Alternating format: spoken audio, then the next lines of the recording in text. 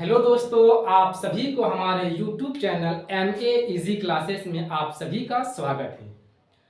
चलिए आज इस वीडियो में हम लोग बात करेंगे क्लास 10 NCERT के पार्ट नंबर 1। पार्ट नंबर 1 का एक्सरसाइज 1.2 को आज पूरी क्वेश्चन को हल करेंगे और इतनी इजी वे में समझेंगे कि आप एग्जाम में आपको क्वेश्चन दिया जाएगा तो आप देखते ही देखते क्वेश्चन आप हल कर देंगे। तो क्वेश्चन में क्या कहता है, निम्नलिखित संख्याओं को अभाज्य गुणनखंड के गुणनफल के रूप में व्यक्त करना है। इन सारे क्वेश्चन जितना दिया गया है इनके अभाज्य गुणनखंड के को क्या करना है, गुणनफल के रूप में लिखना है। तो सबसे पहले यहाँ बात आती है कि अभाज्य किसे कहते हैं। अभाज्य क्या कहने का मतलब है वैसी संख्या जो खुद से कटे यानी अपने से कटेगा और सिर्फ एक ही से कटेगा, उसे क्या कहते हैं, अभाज्य गुणनखंड कहते हैं, अभाज्य कहते हैं। आप चैप्टर 1 में पढ़े होंगे अभाज्य संख्या, भाज्य संख्या, सम संख्या और विषम संख्या आप पढ़े होंगे, और नहीं पढ़े हैं तो हमारी पहली वीडियो को आप देख लें और उसे आप पहले उस वीडियो को देखें, उसके बाद आप इस वीडियो को देखेंगे तो आपको अच्छी तरह से समझ में आएगी। चलिए वीडियो शुरू करने से पहले आप हमारे वीडियो में पहली बार देख रहे हो तो सबसे पहले लाइक करें, शेयर करें और सब्सक्राइब करें और अपने दोस्तों के पास ज़्यादा से ज़्यादा शेयर करें ताकि पढ़ने वाले बच्चे, गरीब से गरीब बच्चे आसानी से पढ़ सके। चलिए वीडियो शुरू करते हैं। निम्नलिखित संख्याओं को अभाज्य गुणनखंड, अभाज्य को आप समझ लिए कि अभाज्य वैसा संख्या होता है जो एक से कटेगा और खुद से कटेगा, उसे अभाज्य कहते हैं। गुणनखंड कहने का मतलब है कोई नंबर दिया गया है, जैसे 6 नंबर दिया गया है, 6 दिया गया है, इसको गुणनखंड करने का मतलब है कि इसको कितने बार हम तोड़ सकते हैं, कितनी संख्या में तोड़ सकते हैं। तो इसको तोड़ने का मतलब है 2 गुना 3, इसको 2 गुना 3 में तोड़ सकते हैं। 6 को 2 बार 2 से और 3 से गुना करेंगे तो कितना आएगा, 6 ही आएगा। इसलिए जैसे दिया गया है 4 को हम कैसे लिख सकते हैं, 2 गुना 2, इस 2 गुना 2 में लिख सकते हैं तो कितना आएगा, इसको गुना करेंगे कितना आ जाएगा, 4 आ जाएगा। इसी को कहते हैं गुणनफल। क्या कहते हैं, गुणनखंड इसी को कहते हैं, गुणनखंड इसी को कहा जाता है। चलिए पहले क्वेश्चन दिया है कि 140 का क्या निकालना है, गुणनफल के रूप में व्यक्त करना है। तो चलिए सबसे पहले हम लिखेंगे हल लिखेंगे, उसके बाद क्वेश्चन लिखेंगे 140 दिया गया। अभाज्य, इसको क्या करना है, अभाज्य संख्या यानी अभाज्य संख्या से इसको क्या करना है, गुणनखंड करना है और इसका क्या करना है, गुणनफल ज्ञात करना है। तो चलिए 140 का हम क्या करते हैं, गुणनखंड कर लेते हैं। गुणनखंड कैसे करेंगे, 140 को ये अगर छोटा नंबर दिया है तो आसानी से क्या हो जाएगा, हल हो जाएगा। लेकिन जब बड़ा नंबर दे दिया जाएगा तो आप कैसे हल करेंगे उसके लिए हम बता देते हैं। सबसे पहले आपको देखना है कि लास्ट वाली संख्या होती है वो कौन सी है, सम संख्या है या विषम संख्या है। अगर सम संख्या रहेगा तो क्या करेंगे, सबसे छोटी भाज्य संख्या से भाग देंगे, और अगर अभाज्य संख्या रहेगा तो क्या करना है, लास्ट वाली संख्या कितना नंबर से कट रहा है उसी संख्या से क्या करेंगे, हम गुणनखंड करेंगे। तो लास्ट में 0 है तो हम इसको 2 से भाग देंगे तो कितना बना कटेगा, 7 दूनी 14, 7 बना कटेगा, 0 को 0 उठा देंगे। फिर इससे 70 आ गया, 70 को कितना से भाग देंगे, 3 दूनी कितना, 6 बचा 1 और 0 कितना 10 हो गया। और फिर ये कितना बना कटेगा, 3 दूनी 6 और फिर कितना हो गया, 35 हो गया। फिर ये आप लास्ट फिर बताया था आपको कि अगर विषम संख्या रहेगा तो उसके हिसाब से क्या करना है, हल करना है। लेकिन अगर सम संख्या रहे तो सबसे छोटी से छोटी संख्या जो अभाज्य संख्या रहेगा उसी से हल करेंगे। यहाँ देखिए लास्ट में कितना आ गया, 5 नंबर आ गया, 5 आ गया। ये 5 क्या है, ये विषम संख्या है। तो 5, ये 35, 5 लास्ट में है तो ये 2 से तो 5 कटेगा, कट नहीं सकता है। तो क्या करेंगे, हम 5 से इसको भाग देंगे तो 5 से कितना में कटेगा, 7 बार में कटेगा, 7 बचे कितना होगा, 35। फिर ये 7 है तो 7 से ही कटेगा, ये एक बार में आ गया। तो क्या करना है, ये जो नंबर है इसी को क्या करना है, गुना करके लिख देना। कितना है, 2 है, 2 गुना 5 गुना 7, ये 140 को इतना हम गुणनखंड करते हैं, इतनी बार इतनी नंबर से हम क्या करते हैं, गुणनखंड करते हैं। और ये सारे नंबर को अगर हम क्या करेंगे, गुना करेंगे ना, तो क्या होगा, 140 ही प्राप्त होगा। चलिए ये आपका, आप उत्तर यहीं पे आप छोड़ सकते हैं, आंसर यहीं पे आप लिख सकते हैं, लेकिन आप क्लास 10 में चले गए हैं तो आपको अच्छी तरह से लिखना, स्मार्ट तरीका से लिखना पड़ेगा। तो सबसे पहले क्या लिखेंगे, या लिखेंगे। और ये देखिए 2 कितनी बार लिखा है, 2 बार लिखा है। तो क्या हम 2 को 2 पर पावर 2 लिख सकते हैं? अगर 3, चलिए हम दूसरी जगह देख लेते हैं, 3 गुना 3 दिया रहे, तो क्या हम 3 हर जगह 3 ही लिखा हुआ है, तो 3 हर जगह लग रहा है तो 3 लिखेंगे। कितनी बार है, 3 बार है, तो 3 पर पावर 3 लिख सकते हैं। बस वही कंडीशन यहाँ पे है। 2 बार है तो 2 पर पावर 2 लिखें। 5 कितनी बार है, 1 बार है, तो 5 पर पावर कितना लिखेंगे, 1 लिखेंगे। तो पावर 1 लिखे या ना लिखे कोई दिक्कत नहीं है, नहीं लिख सकते। तो 5 है तो 5 लिखेंगे, गुना 7 1 बार है तो 7 पर पावर 1 लिखेंगे, तो 7 का 7 ही लिखेंगे। ये हो गया आपका उत्तर। दूसरा क्वेश्चन क्या दिया है, फिर दूसरे का लिखेंगे हल। कितना दिया है, 156। 156 के क्या करेंगे, अभाज्य गुणनखंड करेंगे। 156 का अभाज्य गुणनखंड करेंगे, तो ये फिर वही कंडीशन आपको देखना है। लास्ट वाला नंबर कितना है, 6 है। तो ये 6 कौन सा नंबर से सबसे छोटी भाज्य, सबसे छोटी नंबर किससे कर सकता है, अभाज्य संख्या से 2 से कर सकता है। तो चलिए हम 2 से इसको लगाते हैं। कितना में कटेगा, 7 दूनी कितना होगा, 14, 1 बचा, ये 6 हो गया, 16 हो गया, तो ये 8 में कटेगा। फिर इसको हम, फिर ये क्या है, सम संख्या है, तो 2 से भी भाग दे देंगे। 3 दूनी 6, 9 दूनी 18। अब लास्ट वाला नंबर जो है ये क्या है, सम संख्या है, नहीं है। तो क्या करेंगे, हम 2 से भाग नहीं दे सकते हैं, 3 से कट जा रहा है, तो क्या करेंगे, 3 से भाग देंगे। कितना में कटेगा, 13 बार में, 13 3 39। फिर ये 13 सिर्फ 13 से ही कटेगा, ये 1 से कटेगा। तो हम क्या करते हैं, एक बार हम छोटा नंबर से लिख लिए हैं, तो क्या करेंगे, ऊपर चले जाएंगे, धीरे धीरे हम बड़ी नंबर पे लिखेंगे। तो 3 लिखे, 3 के बाद कितना कटेगा, फिर 13 से ही कटेगा, तो 13 एकम 13। चलिए हम बाहर ये नंबर को लिख लेते हैं, 2 गुना 3 गुना 13। फिर वही करना है, इसको हम स्मार्ट तरीके से लिखेंगे, छोटा करके लिखेंगे। तो कितना, 2 बार है, तो 2 पर पावर कितना लिख सकते हैं, 2 लिख सकते हैं। 3 1 बार है तो 3 को 3 लिखेंगे। 13 1 ही बार है, तो 13 को हम 13 लिख सकते हैं। ये हो गया आपका उत्तर। क्वेश्चन नंबर ये क्या था, क्वेश्चन नंबर ये सेकंड था। अब हल करेंगे क्वेश्चन नंबर थर्ड को। क्वेश्चन नंबर थर्ड कितना दिया है, 3825 दिया है। 3825 को हल करेंगे। फिर क्वेश्चन नंबर कितना है, क्वेश्चन नंबर 3 कितना दिया है, क्वेश्चन नंबर 3 में 3825 दिया है। तो सबसे पहले हम क्या लिखेंगे, हल लिखेंगे और लिखेंगे 3825 लिखेंगे, और क्या करेंगे, यहाँ डेश एरो का निशान देंगे।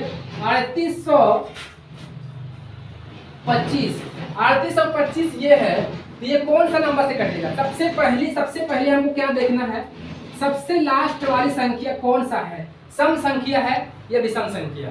तो सबसे लास्ट वाली संख्या कितना है, 5 है। 5 कौन सा नंबर से कर सकता है, सिर्फ 5 से ही कर सकता है। तो क्या करेंगे,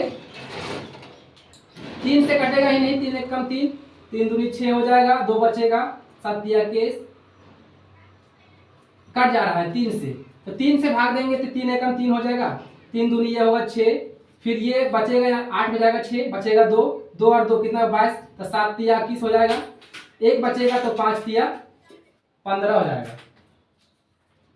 फिर कौन सा नंबर से कटेगा, फिर 3 से भाग देते हैं, तो ये कितना में कटेगा, 4 तिया 12 कटेगा, और फिर ये 3 दूनी 6, अब ये 5 तिया 15। अब ये कौन सा नंबर से, फिर देखते हैं, 3 से कटेगा, 3 एकम 3, 4 तिया 12, 3 से नहीं कटेगा। फिर क्या करेंगे, तो 5 से भाग देंगे, 5 से 5 8 5 40 होगा, 8 पचे 40 बचेगा 2, 2 और 5 कितना होगा 5 25, 5 में कटेगा। फिर ये फिर 5 से 5 एकम 5, 3 बचा और ये हो गया 5 कितना होगा 35, तो 7 25 कितना हो जाएगा 35। फिर इसको भाग देंगे कौन सा नंबर से, 17 से ही भाग देंगे कितना में एक बार में, 17 एकम हो गया 17। अब हम लिख लेते हैं 3 गुना 5 गुना 5 गुना कितना है 17। फिर वही लिखेंगे या 3 कितना बार है, 3 2 बार है तो 3 पर पावर 2 लिखेंगे, इंटू देंगे 5 कितने बार है 2 बार है तो 5 पर पावर कितना लिखेंगे 2 लिखेंगे। 17 कितना है एक बार है तो 17 का 17 लिखेंगे। ये हो गया आपका उत्तर। ये क्वेश्चन नंबर कितना था, क्वेश्चन नंबर 3 था। अब क्वेश्चन नंबर 4 है 5005 5005। चलिए हम क्वेश्चन को हल करते हैं। क्वेश्चन नंबर 4 क्या कहता है, कितना है क्वेश्चन नंबर 4 5005 है। फिर एरो का निशान लेंगे 5000, 5 को क्या करेंगे गुणनखंड करेंगे, कौन सा नंबर से कटेगा 5 से ही कटेगा, तो 7 नजर आ रहा है 5 से ही कटेगा, 5 एकम 5, 2 जीरो का 2 जीरो लिख देंगे, 5 एकम 5, ये कितना आ गया 1001। अब ये कट जा रहा है 7 से, 7 एकम कितना कटेगा 7, 10 में 3 7 जाएगा कितना 3, 3 और 0 कितना हो गया 30 हो गया, तो कितना होगा 7 चौक 28, 7 चौक 28 हो गया, कितना बचा 2 बचा, 2 और 1 कितना 21 हो गया, तो 7 तिया हो जाएगा 21। अब फिर हम भाग देंगे कितना से देंगे 43 दिया है, तो ये कितना से कटेगा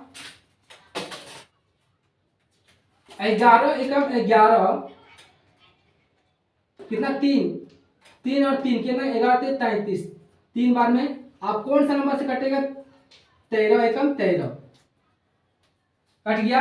अब कितना लिखेंगे, कितना गुणनखंड कितना हुआ है 5 गुना 7 गुना 11 गुना 13।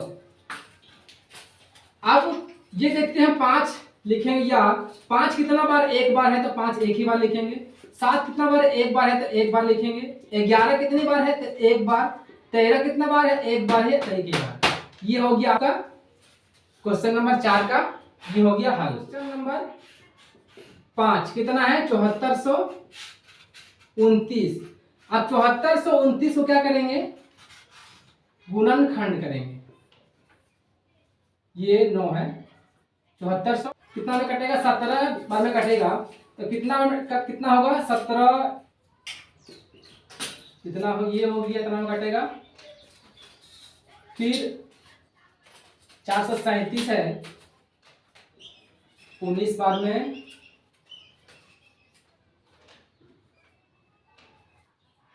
ये होगा 23, फिर 23 एकम कितना हो जाएगा 23, क्या लिखेंगे 17 गुना 19 गुना 23।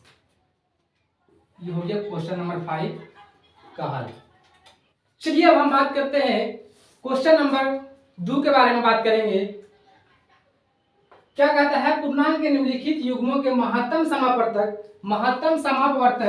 ये मतलब महत्तम समापवर्तक मतलब होता है एचसीएफ, और लघुत्तम समापवर्तक यानी एलसीएम ज्ञात करना है। ये दो नंबर दिया है 26 और 91 का क्या निकालना है एचसीएफ निकालना है और एलसीएम निकालना है। उसके बाद निकाल के छोड़ ही नहीं देना, सिर्फ और आगे इसका प्रोसेस दिया गया है तथा इसकी जांच भी करना है। दो संख्याओं का गुणनफल बराबर एचसीएफ गुना एलसीएम, एचसीएफ गुना एलसीएम होता है या नहीं होता है। चलिए हम बात करेंगे, सबसे पहले एलसीएम और एचसीएफ निकालेंगे, उसके बाद दो संख्याओं का गुणनफल एचसीएफ गुना एलसीएम जांच करके हम पता करेंगे कि जो एचसीएफ गुना एलसीएम होता है वो दो संख्याओं का गुणनफल होता है या नहीं होता है। सबसे पहले हम क्या करते हैं हल लिखेंगे, हल लिखेंगे और 26 और 91, 26 और दूसरा है 91, इन दोनों का क्या निकालेंगे गुणनखंड करेंगे। सबसे पहले 26 का गुणनखंड कितना नंबर, कौन कौन नंबर आगे गुणनखंड करने पर, और 29 को 91 है, 91 को जब गुणनखंड करेंगे तो कौन कौन सा नंबर आता है। सबसे पहले क्या करते हैं गुणनखंड कर लेते हैं, 26 का गुणनखंड करेंगे और दूसरी 91 का गुणनखंड करेंगे।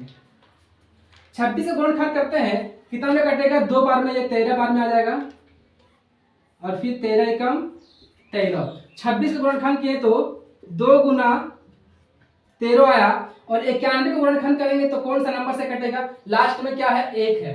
तो क्या करेंगे, ये 7 बार में 13 सत्ती 91, फिर 13 एकम 13।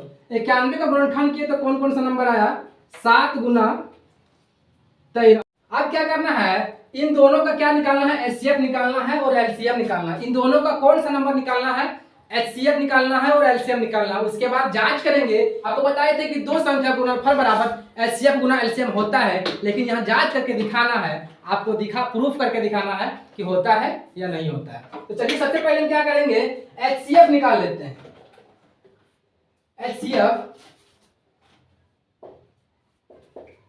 एचसीएफ कौन सा नंबर होता है, जो दो नंबर है उनको गुणनखंड करने पर दोनों नंबर में जो कॉमन आएगा, यानी दोनों में जो नंबर मिलेगा वही नंबर क्या होगा, एचसीएफ होगा। देखिए यहाँ 2 है, 2 गुना 13 है और 7 गुना 13 है, तो दोनों में कौन सा नंबर मिल रहा है, 2 इसमें है लेकिन 2 इसमें नहीं है, 7 यहाँ है लेकिन इसमें नहीं है, 13 इसमें भी है और 13 इसमें भी है, यानी दोनों में कौन सा नंबर मिल रहा है, 13 मिल रहा है। तो एचसीएफ बराबर कितना हो जाएगा, 13 हो जाएगा। अब निकालते हैं एलसीएम निकालेंगे।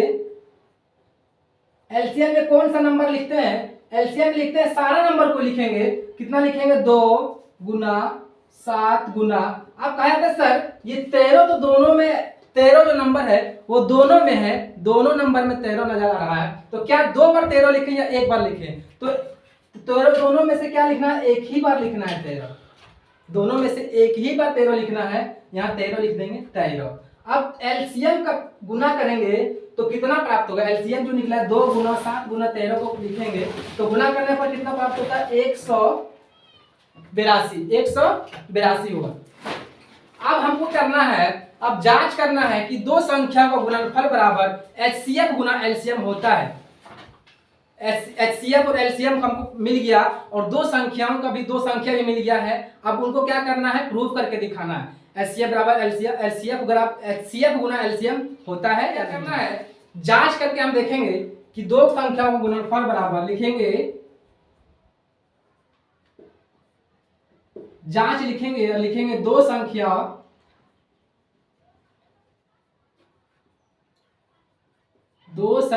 का गुणनफल बराबर एचसीएफ गुना एलसीएम। दो संख्याओं का गुणनफल बराबर एचसीएफ गुना एलसीएम, ये आपको हमेशा याद रखना पड़ेगा, ये बहुत जगह क्या आपको काम देने वाला है। तो चलिए हम दो संख्या का गुणनफल कितना हुआ, दो संख्याओं का गुणनफल ये है 26 और 91, क्या है, दो संख्याओं का गुणनफल है, कितना है, 26 और 91। दो संख्याओं का क्या करना है, गुना करना है, और एचसीएफ और एलसीएम का क्या करना है, गुना करना है। एचसीएफ बराबर कितना है, 13 है, बराबर देंगे 13 लिखेंगे, और एलसीएम कितना है, एलसीएम 182 है, तो कितना लिखेंगे, 182। अब इन दोनों को हल करेंगे, गुना करेंगे, ये नंबर को कितना होगा, अब ये नंबर को गुना करेंगे तो कितना होगा। तो चलिए हम गुना करते हैं, 26 को 91 से गुना करेंगे, 26 और 91 को गुना करते हैं तो आता है 23 और 2366 यहाँ आता है, और 182 को भी गुना करेंगे तो कितना आता है, 2366। तो ये क्या हो गया, प्रूफ हो गया। दो संख्या का गुणनफल बराबर एचसीएफ गुना एलसीएम, ये दोनों लिखें तो क्या यहाँ भी 2326 है और यहाँ भी 2326 है, यानी दो संख्याओं का गुणनफल बराबर एचसीएफ गुना एलसीएम होता है। चलिए क्वेश्चन नंबर 2 का पहला क्वेश्चन ये था, ये क्वेश्चन नंबर 1 था। अब हल करते हैं क्वेश्चन नंबर 2 का सेकंड क्वेश्चन क्या है, 510 और 92 का क्या निकालना है, 92 510 और 92 का क्या निकालना है, एचसीएफ निकालना है और एलसीएम निकालना है। उसके बाद फिर क्या करना है, जांच करना है कि दो संख्या का गुणनफल बराबर एचसीएफ गुना एलसीएम होता है कि नहीं। तो चलिए सबसे पहले क्या करते हैं, 510 का निकाल लेते हैं और 92 का निकाल लेते हैं, गुणनखंड कर लेते हैं। 510 का गुणनखंड करेंगे कितना में, 2 बार में, ये 2 दूनी 4 होगा, 5 दूनी 10 होगा, 5 दूनी 10 होगा। अब फिर इसको गुणनखंड करेंगे 3 से, तो ये हो जाएगा 8 तिया 24 और 5 तिया 15, 85 हो गया। फिर 5 से गुणनखंड करेंगे, 5 एकम 5, 3 बचा और 35, 7 5 35, फिर निकलेगा ये 7 बार में, 7 एकम 17 एकम 17। फिर कितना का 92 के निकालेंगे, कितना से निकलेगा, 2 से निकलेगा, ये हो जाएगा 4 दूनी 8, 6 दूनी 12, 46 हो गया। फिर 2 से, ये 2 दूनी 4, 2 तिया 6, फिर ये निकलेगा 23 से, 23 एकम 23। 510 से कितना निकला, 2 गुना 3 गुना 5 गुना 17। फिर ये अब 92 का है 2 गुना 2 गुना 23, ये दोनों का क्या निकल गया, गुणनखंड निकल गया। अब क्या निकालना है, एचसीएफ निकालना है, दूसरी एलसीएम निकालना है। चलिए एचसीएफ निकाल लेते हैं। इसलिए एचसीएफ बराबर कितना हो गया, एचसीएफ कौन कौन सा, इसमें 2 है, इसमें भी 2, यानी ये क्या मिल रहा है, ये 2 मिल जा रहा है। यहाँ 3 है, यहाँ 2 है, यहाँ 5 17, यहाँ 23 नहीं मिल रहा है, तो सिर्फ एचसीएफ बराबर कितना हो जाएगा, 2 हो जाएगा। अब एलसीएम कितना होगा, एलसीएम बराबर लिखेंगे 2 गुना 3 गुना 2 गुना 5 गुना 17 गुना 23, ये होगा आपका एलसीएम। इस सारे नंबर को गुना करने पर कितना आता है, 23,460, गुना करने पर इतना आता है 23,460। एचसीएफ निकल गया और एलसीएम निकल गया। अब क्या करना है, जांच करना है इन दोनों का। चलिए हम जांच करते हैं।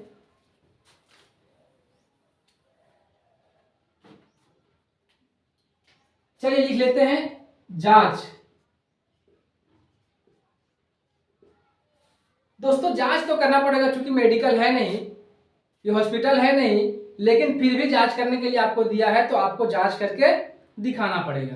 तो चलिए हम जांच कर लेते हैं। लिखेंगे सबसे पहले 2 संख्याओं का गुणनफल,